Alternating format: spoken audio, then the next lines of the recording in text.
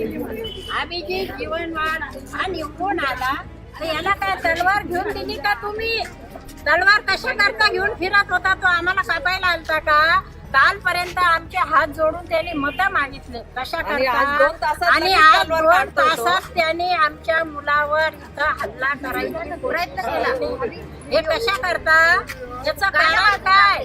2 तासापासून मी आजारी झालेले. पालकमंत्री साहेब तुम्हाला यावं लागल आणि इथं भेट द्यावा लागल. पण नाही झाले नगरसेवक होऊन तर तुम्ही लगेच आताच तलवारी दाखवताय. आमच्या मुली सुरक्षित राहतील का 5 वर्ष? आणि तुम्हाला आमच्या घरासमोरच दिसलं का 2 तास डीजे वाजवायला? त्याला परमिशन पण नव्हती का? त्यांचे मुलं मुली निवडून आले, आम्हाला खुशी आहे, नाही म्हणून नाही. पण याच्यानंतर आमची जिम्मेदारी कोण घेणार आहे? आज माझ्या घरासमोर बसून मी संजय बारवालची मोठी भाभी बोलते. माझ्या दारासमोर येऊन यांनी 2 तास एवढा गोंधळ घातला आणि माझ्या मुलावर हल्ला केला.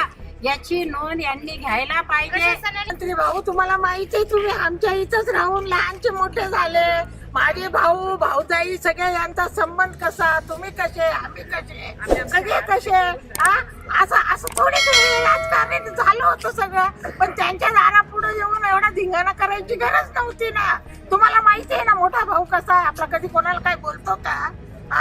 समजून घ्यायला पाहिजे होतं. ह्या कोण्या पोरांनी केलं, कोणी दाखवलं, काय केलं याची चौकशी तुम्ही करायला. तुम्ही आज संजूच्या एकूण ते 1 पोरावर मारायला आले.